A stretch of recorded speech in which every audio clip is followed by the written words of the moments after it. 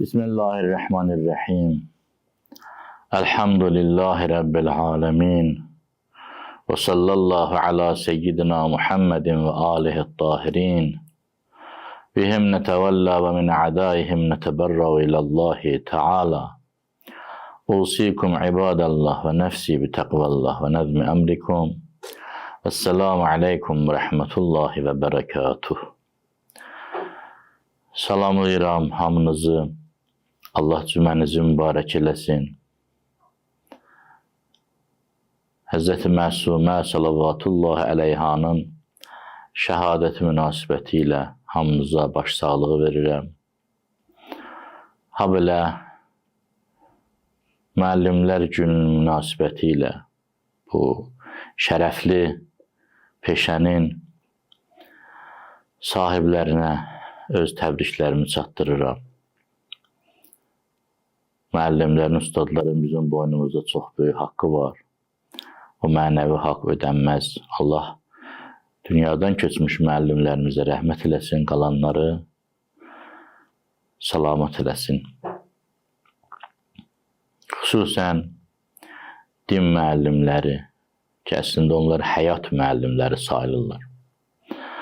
Onlarla yanaşı məktəblərdə, orta məktəblərdə, ali məktəblərdə, ali təhsil ocaqlarında, akademiyalarda, tədqiqat mərkəzlərində, tədris kurslarında, uşaq bağçalarında, hər yerdəki müəllimləri və müəllimələri təbrik edirəm. Bugünkü mövzumuz həm dini mövzudur, həm psixoloji mövzudur, həm idarə etmə psixologiyasına aiddir, həm gündəlik rəftarlarımıza, davranışlarımıza aiddir. Mövzu tənqid əxlaqıdır. Tənqid edərkən nələri nəzərə almaq lazımdır? Tənqid mədəniyyəti İslamda necə təyin olunur? Tənqid əxlaqı necə olmalıdır? Bu barədə sizinlə fikirlərimizi, daha doğrusu dinimizin böyüklərinin fikirlərini bölüşəcəyik.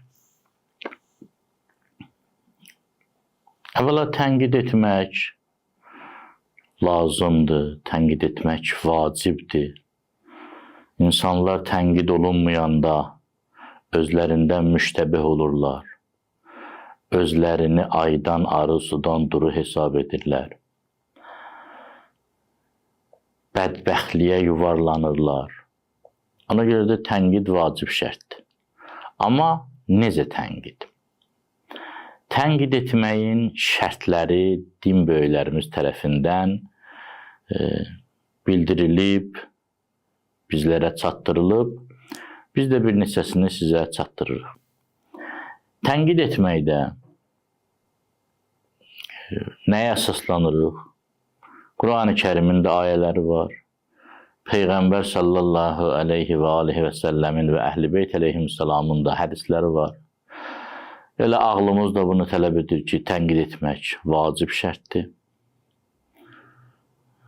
Xudil əf və əmur bil urf və ərid anil cahilin bir ayədir. Güzəşt elə, insanları yaxşı yola dəvət elə, cahillərlə müdarə edə, onlardan imtina et. İnnəllahi yəmuru bil adli vəl ihsan ilə axiril ayə. Allah əmr edir ki, ədalətli olun, yaxşılıq edin, ihsan edin. Və yaxud başqa ayələr, hədislər ki, Rasulullah sallallahu aleyhi və səlləmdən hədis var. Əgər insanlar əmr bi məruf nəhyəz münkər etməsələr, doğru yola dəvət, yanlış yoldan çəkindirmə baş verməsə, hər tərəfdən bəla cəmiyyəti bürüyər, dua edərlər, aman diləyərlər, nə göydən onlara aman gələr, nə yerdən. Bu qədər vacibdir tənqid. Dinimizin də əsas əməli sütunlarından biridir, əmr bi məruf nəhyəz münkər, Freudinin 2 maddəsidir. Tənqidin mədəniyyətinə, tənqid mədəniyyəti, tənqid mexanizmi, tənqid əxlaqına gəldikdə isə gözəl-gözəl şərtlər təyin ediblər alimlər. Burada birini tənqid etmək istəyirsənsə, əsas şərtlərdən biri ondan ibarətdir ki, sən qarşı tərəfi tənqid etmə. Qarşı tərəfin əməlini tənqid et. Yəni, demə ki, sən pissən, denən əməlin pisdir. Quran-ı Kərimdə deyir ki, inni li'amalikum minəl qalin. Mən sizin əməlinizdən narahatam, sizdən yox. Deyir, sizin əməliniz pisdir.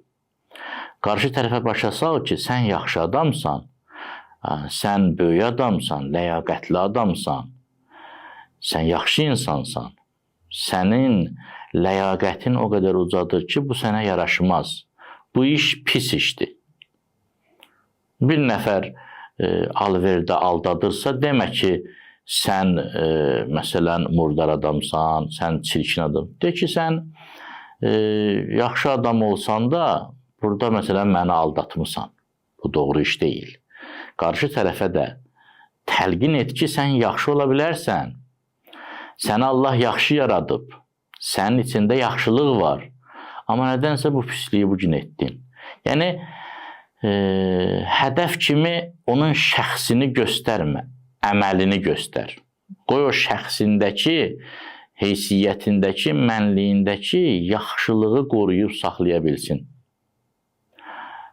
Özünü pislik mərkəzi kimi görməsin. Bu bir şərt. İkincisi, elə tənqid etmə ki, məyus olsun, ümidsiz olsun. Elə məzəmmət etmə ki, məhv olsun. Tənqid bombardımanına keçmə. Darmadağın etmə. Körpülərin hamısını yandırma. Onun qayıtması üçün, onun doğru yola gəlməsi üçün bir ümid yolu qoy, bir körpü yolu qoy. Yəni, sən o qədər pissən filan bəsməkən, belə deyib, onun yaxşı adam olmağa doğru yolunu, qapısını bağlama. Sən onu islah etmək üçün tənqid et. Sən birini tənqid edirsənsə, onun düzəlməsinə çalış, məhvinə çalışma. Özün tənqid etməzdən öncə bax gör, içindəki o nə kindir ki, səni təhrik edir, elə ki, bir nəfərdən bir irad gördün, ağzına gələni deyəsən. Bu kin, bu küdurət, bu doğru deyil. Kinlə tənqid etmə. Hiss eləsin ki, sən onu doğru yola çəkmək istəyirsən. Növbəti şərt bundan ibarətdir ki, günahını böyütmə, kiçilt. Onun təqsirini ifadə edərkən, elə sözlər işlətmə ki, pafoslu olsun. Məsələn, bir nəfər tutaq ki, məsələn, bir içki içib. Sən ona təbii ki, məzəmmətlə baxmalısan, bildirməlisən qınağını, amma demə ki, əyyaşlıq eləmə. De ki, spirtli içkilər içmək həm dində qəbul olunmur, həm dünyəvi baxımdan. Yəni, elə olsun ki, qarşı tərəf sənin tənqidindən dərs almağa, nəticə çıxarmağa macal tapsın. Yəni, onun gözündə onun günahını böyütmə. Çünki böyütsən, sənin öz ruhunda, şuur altında da onu fasiq, facir, pis kimi qələmə vermək aurası yaranacaq. Olmaz. Bu şəkildə tənqid olmaz. Növbəti şərt bundan ibarətdir ki, tənqidi təkrarlama. Təkrarladıqca qarşı tərəfi cürətkar edirsən, inadkar edirsən. Sən təkrar etdikcə o başlayır inadkarlıq göstərməyə, təslik göstərməyə. Bir dəfə, iki dəfə izah etdin, açıqladın, yəni daha ondan sonra bildir ki, xoşlamırsan əməlini, amma o qədər təkrarlama ki, qarşı tərəf inadkarlığa vadar olsun. Yəni, elə şəkildə tənqid et ki, o hiss eləsin ki, bir nəfər istəyir onu uçurumdan xilas eləsin. Tənqid mədəniyyətinin bir şərti də odur ki, qarşı tərəfin mövqeyini nəzərə almalısan. Qarşı tərəfin tutduğu tutduğu vəzifəni nəzərə almalısan. Qarşı tərəfin ictimai nüfuzunu nəzərə almalısan. Nə mənada? Bu mənada ki, sən tənqidi elə et ki, onun düşmənlərinin əlinə fürsət düşməsin. Onu sevməyənlərin əlinə imkan düşməsin. Deməsinlər ki, hə, filan kəs də demişdi. Elə tənqid et ki, özü eşitsin. Elə tənqid et ki, kimlərsə sui-istifadə etməsinlər. Onun mexanizmini hər vəziyyətə uyğun olaraq insan özü təyin edə bilər. Növbəti şərt bundan ibarətdir ki, tənqid etməzdən öncə onun kamil xasiyyətlərini də de, yaxşı xasiyyətlərini də de. Yəni, qarşı tərəf səndən qərəz hiss etməsin. Axı, bir var deyəsən ki, sən daim pis iş görürsən. Bir də var deyəsən ki, sən filan yaxşı əməl etmişdin, filan yaxşı əməl etmişdin, filan yaxşı əməl etmişdin, amma burada işin pisdir. Onda başa düşər ki, hə, bu adam məni pis adam hesab etmir. Yəni, yaxşı əməllərimi bilir, kəmallarımı bilir, amma burada bu əməlin pisliyini göstərir. Quran-ı Kərimdə biz şərabın haramlığının ifadə tərzinə baxsaq, qəribə bir mənzərədir. Allah Teala buyurur, bilirəm. Sizin zehninizdə var ki, şərabın faydaları var. Əlbəttə, sizin üçün faydası var, dünyəvi faydası. Şərab satırsınız, şərab alırsınız, şərab qablaşdırırsınız, şərab üçün üzüm əkirsiniz. Bunlar sizin dünyəvi faydalarınızdır. Amma o şərabda elə bir günah var, elə bir pisliyi var, elə bir fəsad var ki, bu faydalar onun yanında heç nədir. İthmuhuma əkbəru min nəfihima. Onun zərəri xeyrindən çox böyükdür.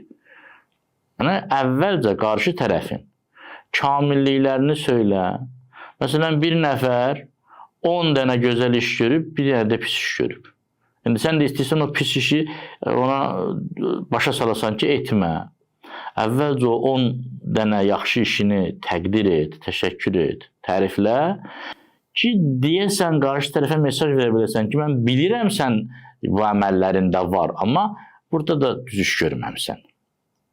Ki, o səndən qərəz hiss eləməsin.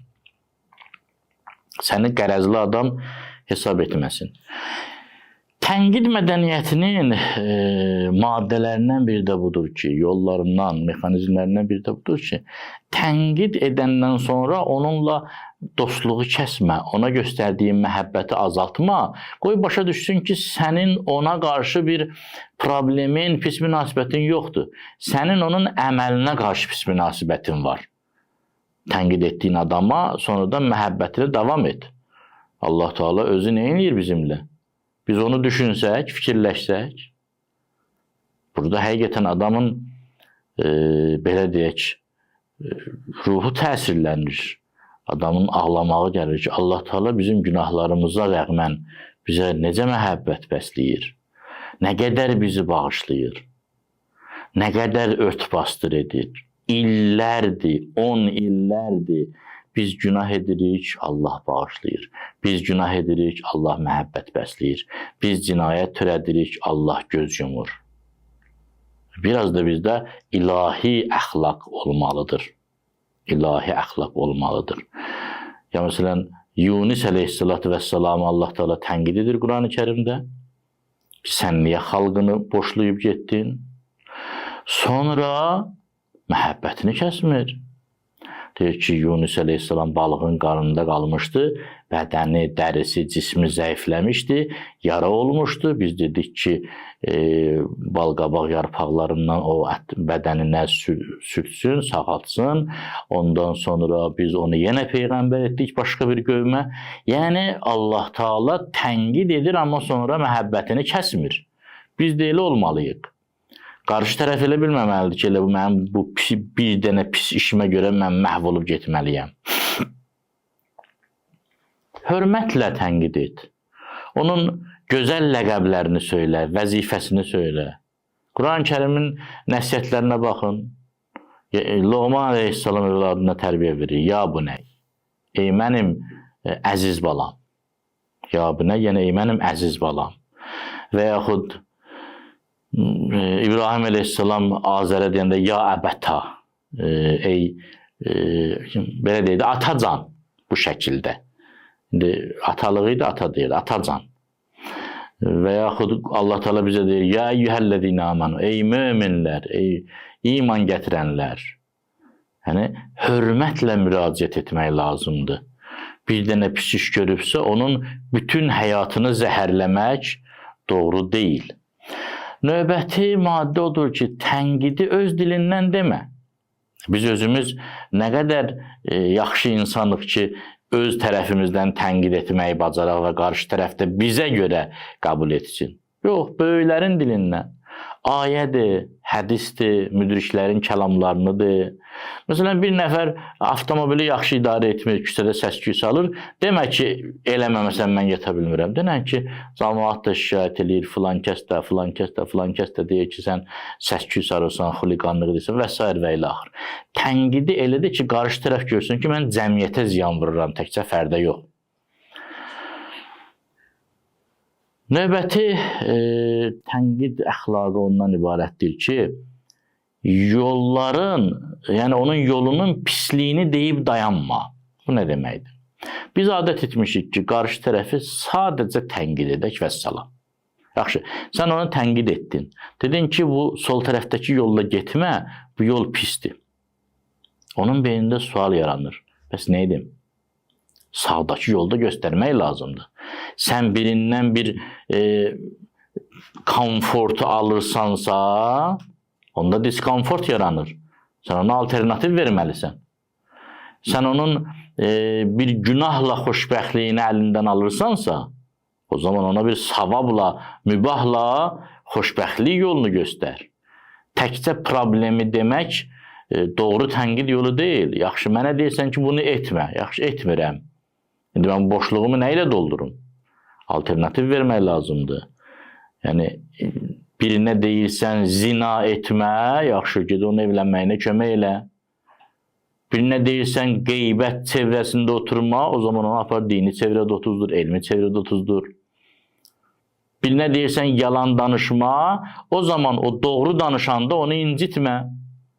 Uşağa deyirsən ki, nə eləsən mənə de, yalan danışma, yaxşı. Uşaq da sabah gəlir, etdiyi pis işi sənə deyir. O zaman sən onu incitmə. Yoxsa o fikirləşəcək ki, doğru danışanda məni incidirlər, nə yaxşı ki, elə yalan danışım. Yəni, alternativ vermək lazımdır. Öz çirkin əməlini de, nəslini qatma, irqini qatma, rəngini qatma, vəzifəsini qatma. Bütün taksilər pisdilər, bütün həkimlər pisdilər, bütün ruhanilər pisdilər. Nə bilim, bunların nəsli belədir, bu zona belədir, bu tərəf belə, bu region insanları belə olur. Yəni, boşluq, bir istisna qoy, müstəsna hal qoy. Özündən danış. Denən, sən bu işi görmüsən. Elə sənin aton da belə idi, babon da belə idi. Yox, doğru deyil bu. Bu millət belə olur, bu doğru ifadə deyil. Kim desə, mən də desəm, siz də desəz, doğru deyil. İş hansıdırsa, o işi tənqid etmək lazımdır. Yəni, bir nəfər bir yerdə uğursuzluq yaşadısa, o demək deyil ki, həmişə uğursuzluq yaşayacaq. Birinin atası eləyibsə, elə balası da eləyəcək. Bunlar doğru ifadələr deyil. İnsanların iradəsi var, insanların seçim hüququ var, insanların düzəlmə ehtimalı var. Bu olmasa Allah Teala bu boyda Quran-ı Kərimi məhz insanları tövbəyə dəvət etmək üçün göndərməz ki, ən çox ayələr, hədislər tövbə barəsindədir, nəsiyyətlər tövbə barəsindədir. Yəni, sən pis iş görmüsən, qayıda bilərsən yaxşı iş görməyə və qayıt. Amma sən başlasan ki, sizin elə həmişə belə olmusunuz, siz beləsiniz, sizin nəsliniz belədir, millətiniz belədir, siz peşə sahibləri beləsiniz, nə bilim, siz bu, yəni, məyus etməkdir. Bu, doğru tənqid yolu deyil. Uzun sözün qısası insan güc kimi olmalıdır. Resulullah sallallahu aleyhi və aleyhi buyurdu, Əl-mü'minu mir'ətul mü'min. Mömin möminin aynasıdır. Aynanın vəzifəsi nədir? Əvvəla ayna nə qədər təmizdir, o qədər dəqiq göstərir. Və nə qədər çirklidir, çirkli göstərir. Biz də belə olmalıyıq. Özümüz çirkliyiksə, əvvəlcə qarşı tərəfə bildirməliyik ki, sən məni bağışla, mən özüm də xarab adamam, amma səndə bu problemləri var, ürəyim yandı, sənə deyim ki, bunları eləmə. Yoxsa elə özüm çişli ola özümü gül kimi göstərim, səni tənqid edeyim, o olmaz. Yəni və öz mövqeyyətimi başa salıb tənqid etməliyəm. Ayna necə edirsə elə. İkincisi, ayna səssiz, sədasız, hayküysüz. Ayna, sən aynanın qabağında dayananda, ayna sənin üzündə, saçında, nədirsə eyib göstərəndə sosial şəbəkələrdə yaymır bu eybi. Sənin videonu çəkib, şəklini çəkib sosial şəbəkələrə qoymur, başqalarına demir. Ayna səni göstərir. Vəssalam. Səssiz, reklamsız. Və ayna sənə göstərir sənin eybini, başqalarına yox. Ayna sənin eybini sənə göstərir. Sən də elə ol. Bir müminin, bir müsəlmanın, bir insanın eybini göstərirsiniz, ona göstər. Ətrafına yayıb onu rüsvay etmə. Ayna nə varsa onu göstərir, böyütmür, kiçiltmir, şişirtmir. Nə varsa onu göstərir. Ayna böyüdücü deyil. Ayna aynadır. Bizə deyilməyib ki, mömin müminin lupasıdır, böyüdücüsüdür. Mömin müminin aynasıdır. Ayna nə var onu göstərir. Ayna böyüyə, kiçiyə fərq qoymur. Kim onun qarşısında dayansa, onu göstərəcək. Padişah dayansa, onun da eybini göstərəcək. Gəda dayansa, onun da eybini göstərəcək. Biz də elə olmalıyıq. Bizdən öz eybini görmək istəyən insan, pullu olsa bir mövqe tutaq, kasıb olsa başqa mövqe, bu doğru deyil. Ya mənim balamdırsa bir mövqe tutun, başqasının balasıca başqa mövqe, bu doğru deyil. Tənqid mədəniyyəti olsa çox gözəl olar. O zaman həm tənqid olunan şəxs yola gələr, həm tənqid eləyən sevinər, özgüvəni yaranar ki, sözün təsiri var. Allah Teala bizi bu sadalanan tənqid, əmr bil məruf, nəhy münkər mədəniyyətinə malik insanlardan, xülasə ayna kimi insanlardan, möminlərdən qərar versin. Əssalamu aleykum və rəhmətullahi və bərəkatuhu.